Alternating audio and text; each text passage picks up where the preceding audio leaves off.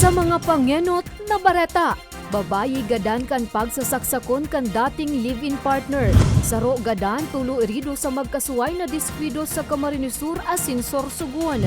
Lola sa Camarines Sur nahabunan. Asin duwang lalaki arestado huli sa iligal na pagpapabakal nin uring.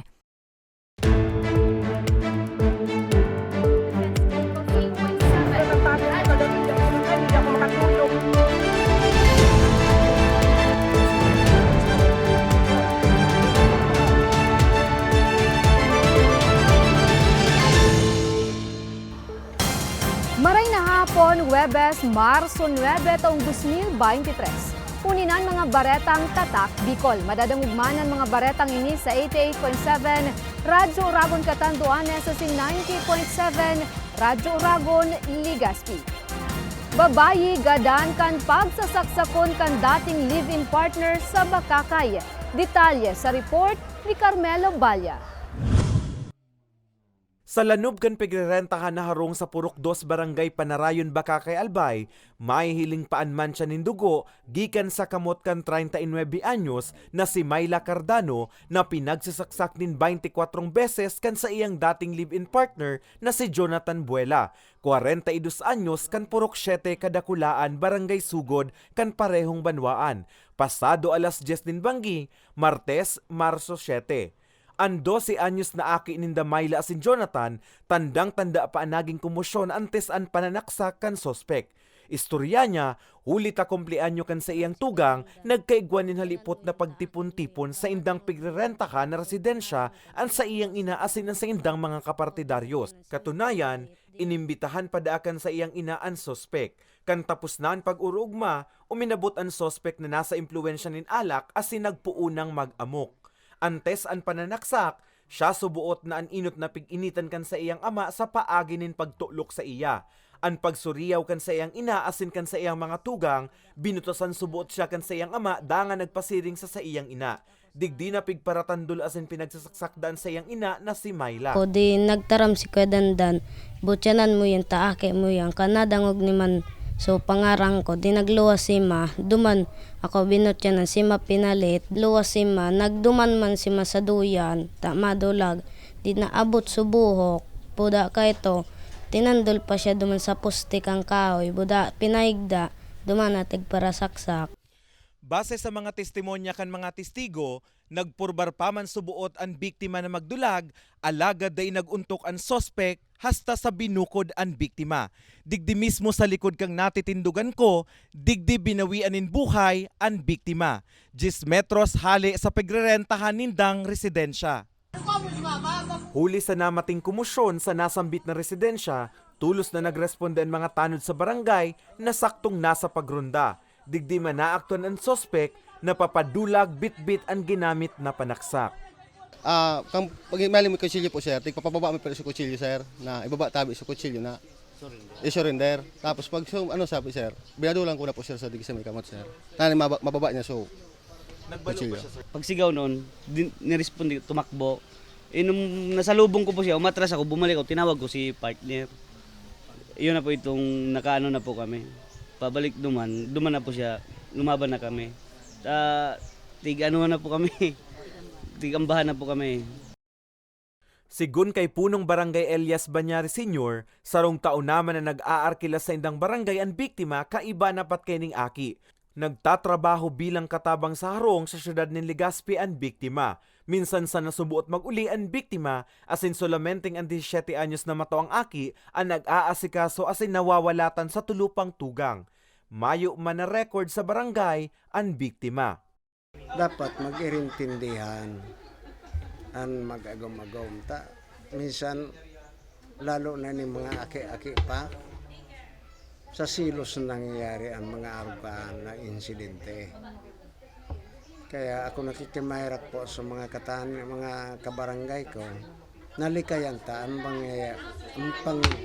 mangyari yung naarugay ta.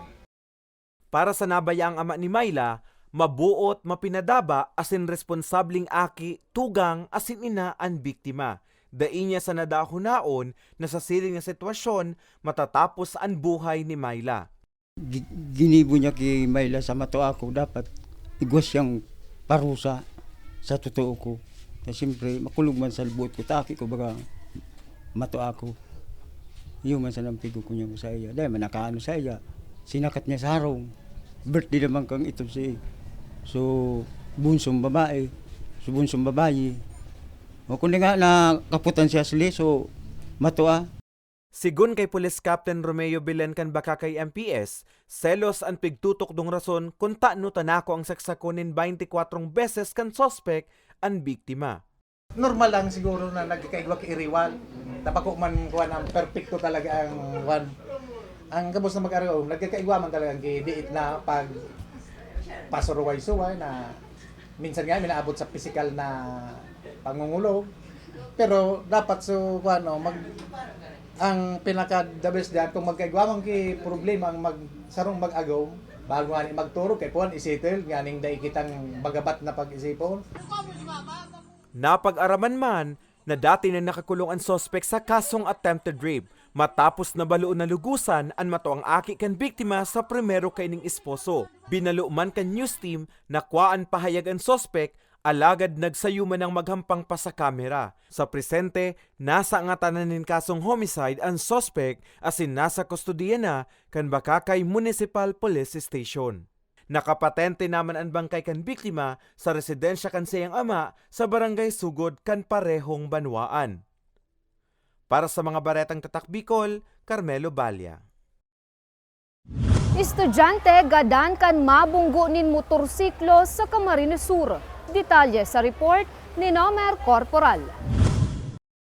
Dai na nakaabot pang buhay sa ospital ang 21 anyos, as in second year college student na si Chelsea Ann Milyare. Matapos na mabangga ning motorsiklo sa tinampong sakop kang Zone 1 Barangay Balagbag, Milaor, Camarines Sur. Poko mas o menos alas 5:29 ning hapong kasudma. Sa impormasyon, mantang naglalakaw ang biktima pasiring sa ibong na porsyon kan tinampo. Dai ka ani nareparo ang papaabot ng motorsiklo. Napigmamaneo ni Ricky Oliat E. Rosela, 31 anyos, nagikang Pamplona, Camarines Sur, asin pasiring Kutang Naga City kan mangyaring insidente.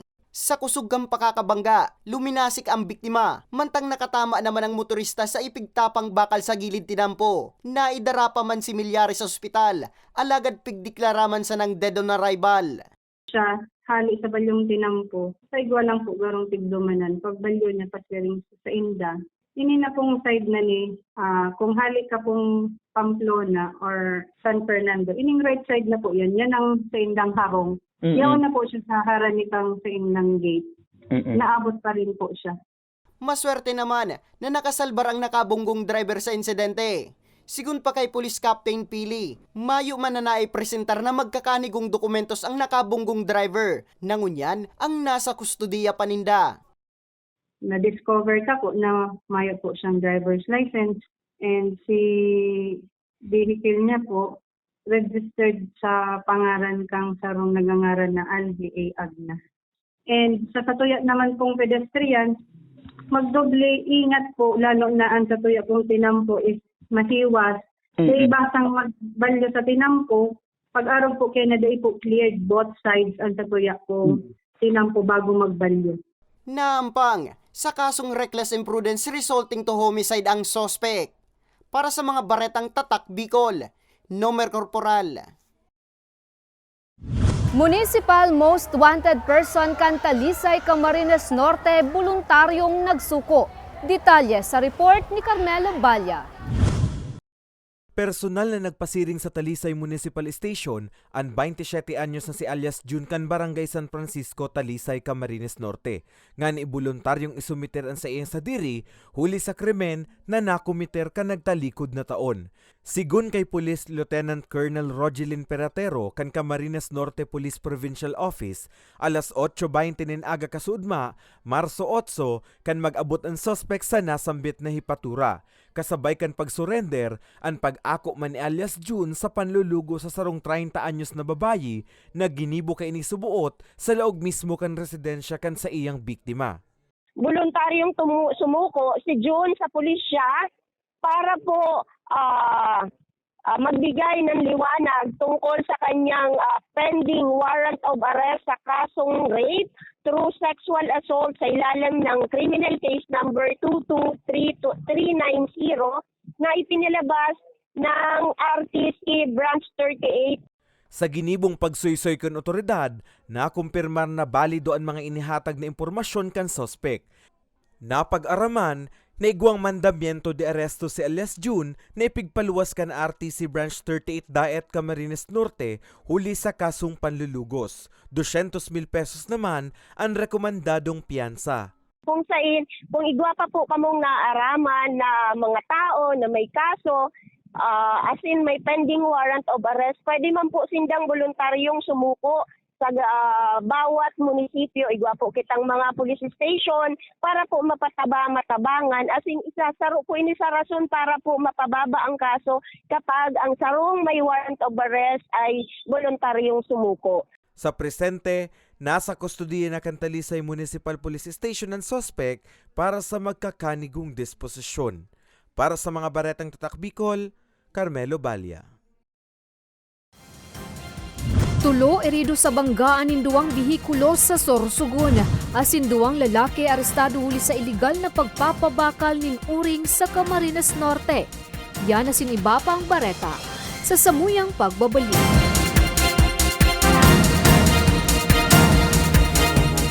Tucked away in the province of Albay, known for its perfectly shaped Mayon volcano, Misibis Bay Resort, a locally owned 5-hectare private island resort. The resort is ready for all those looking to balance tranquility and adventure. This tropical destination is where guests can either choose to relax under the palm trees or have an adventure under the sun. It features modern and luxurious rooms and villas, recreational facilities, and sophisticated services.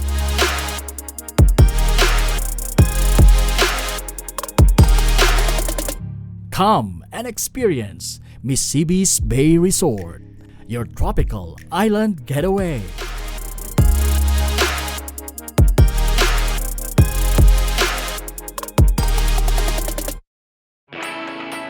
Naghahanap ka ba ng trabaho?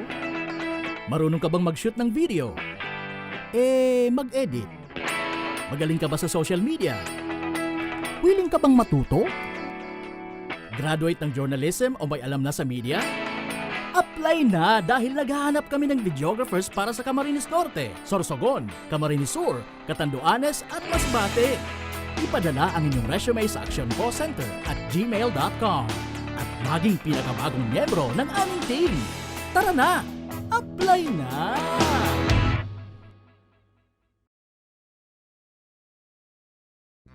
Sa ibong ka nagpapadagos na pandemya, daima nag-uuntok sa pagriparo ang satuyang satiring partido, ang Ako Bicol Party List, yaon pirmi sa pagpadangat kan mga kasaraditan, sa tabang kan man tuniina, ano man na panahon, hain ka man sa Kabikulan. Viva la Virgen! Viva Nuestra Señora de Peña Francia!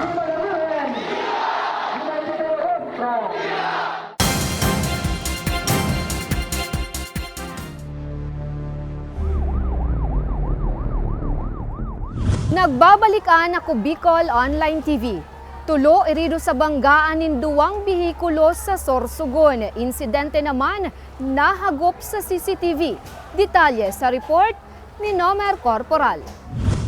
Hagup sa CCTV footage kang SK3 Sorsogon ang nangyaring banggaan ng duwang bihikulo sa tinampong sakop kang Barangay Magsaysay Street, Barangay Bibingkan, Sorsogon City. Poko mas o menos alas 12:30 ning maagong kasudma Marso 8. Sa video, mahiling pa ang pag-signalite kang saro sa mga imbweltong bihikulo na maliko kuta sa walang porsyon kan tinampo, na napag-araman na pigmamaneo kang 28 anyos na si Miko Gonzalgo, na pauli na kuta sa sendang residensya sa Barangay Bibingkahanggikan, Barangay Salog, parehong syudad. Alagad ang pagpurbar ni Gonzalgo na pagliko ang nagresulta sa diskwido. Matapos na daimari paro ang papaabot na saro pang bihikulo, na pigmamaneo naman ni Robert Christian Labalan, nagikan pang sentro kan Sorsogon.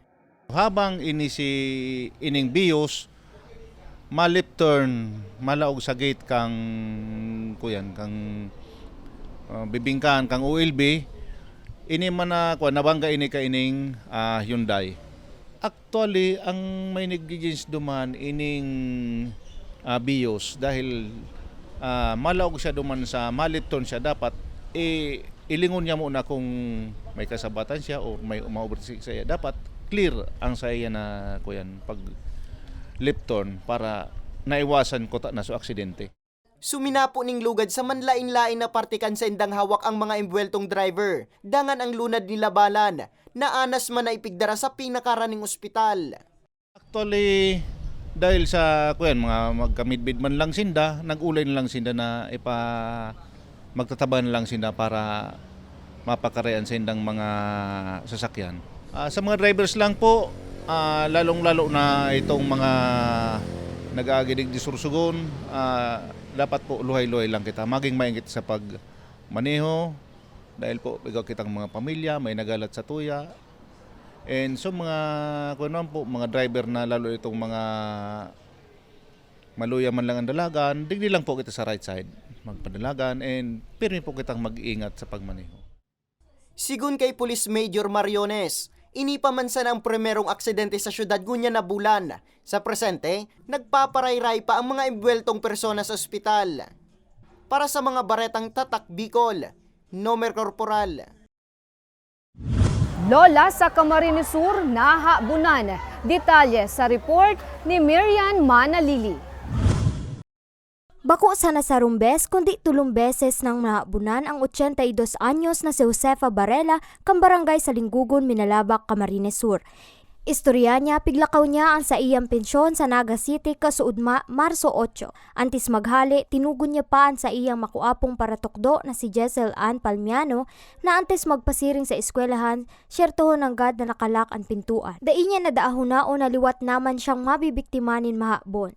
Naglawa ko sa kwarto ko, pagkatapos pigko ako susi ko sa kabinet, pigbukasan ko. Pagkabukas ko, yun na to, si bag kong pigsasarayan kan mga kwarta, rarapak na, raraot na, rinaot na. Alagad, mayo na sila og. Pagkatapos, pigpakaray pa man, sinulit man si bag, inatos manggiraray. Sinusi manggiraray si kabinet. Tapos si susi ko kaya, winalat ko na sa harong. Sigun kay Police Captain Israel Banaag, tagapagtaram kan Manlalabak MPS, posibleng alas 7 nin aga sundo alas 10 nin aga nakakuha nin tiyempo ang mahabon, mga oras na mayo ang mga tagharong. Nalalay sa lola ang sa iyang jewelry box asin ang 10,000 pesos na kwartang tipon. Pag napag-imbestigaran mi, then nagpa-follow up kami, nagkanda kami ng possible na makukuha ang witness duman sa area, then CCTV footage. Dugang panibanaag ang insidente da iman personal na inireport sa ipatura kan biktima kundi na isiya na sananinda sa social media. Hagad kan tagapagtaram tulos na ipaabot sa saindang kaaraman gura numan kadakula o kasadit ang insidente. Na pag may insidente, harabunan o ano man na insidente, ang pinakainutulos mag-report sa pinakaharaning ang barangay, yaon po ang PNP na para maka-immediate kaming maka-take ng action. Iyo po to ang hinahagad ni para lalo tang kumbaga ang sospitsado madakop katulos. Dagos man na pigbiklad ni Banaag apwera sa panhaabon kay Barela. May mga nagkapira pang nabiktima nin mahabon sa nasambit na barangay. Bali kanso ko yan sa ang simbahan may report late na report na report ninda kanso tirang aldaw nang nakakaagi. Sabi nilaog pa sa simbahan. Nawaraan man ang simbahan ng kwarta. Sa presente, nagpapadagos pa ang ginigibong investigasyon kan otoridad. Para sa mga baretang Tatak Bicol, Miriam Manalili, Bicol University Intern. 2 lalaki arestado huli sa iligal na pagpapabakal nin uring sa Camarines Norte. Detalye sa report ni Ann Imperial. Nasabat kan San Lorenzo Ruiz Municipal Police Station ang 2 persona na ilegal na nagbibiyahe ng sinakong uring sa Barangay Salvacion, San Lorenzo Ruiz, Camarines Norte, Martes, Marso 7. Sa impormasyon, dosing sakunin kahoy na uring at pigporbaran ko tang ibiyahe kan mga suspect pasiling sa banwaan kan basud. Alagad sa sumbong nin concerned citizen, tulos na nagkondusil nin intel monitoring and kapulisan na nagresulta sa pagkakaaresto kan mga suspect. Bali po, may na-receive po kami nga information dyan sa may Barangay Salvacion. Actually po itong Barangay Salvacion is malayo po mismo dito sa sentro ng San Lorenzo Ruiz. Ang daan nga po niyan ay sa Basod, Camarines Norte. Inner barangay po siyan. And then yun nga po, dumapad yung mga operatiba namin sa pamumuno ni Police Chief Master Sergeant Camase, kasama ng dalawang operatiba. Nagsagawa sila dun ng operation dun sa taas, and then nahuli nga itong dalawa. Binisto ang mga suspect na sinda alias Philip, 40 anyos kan Purok 6, Barangay Kaayunan, Basud, asin si alias Tony, 30 anyos kan Purok 1, Barangay Salvacion, San Lorenzo Ruiz. Bali yung dalawang akusado, nadating dito sa amin at itinurn over na namin sa yung lahat ng mga DNR na magpa-file ng kaso. Kumbaga yung papel kahapon na i-turn over na lahat, yung sasakyan, yung mga confiscated na sack of charcoals, pati yung tao, turn over na namin. Kasi sila naman ang magpa-file ng kaso laban din sa dalawa. Ipig-turn over naman kan otoridad ang duwan suspect sa Provincial Environment and Natural Resources Office Camarines Norte asin mahahampang sa kasong pagbalagar sa PD 705 o Revised Forestry Code of the Philippines. Para sa mga baretang Tatak Bicol, An Imperial, Bicol University Intern.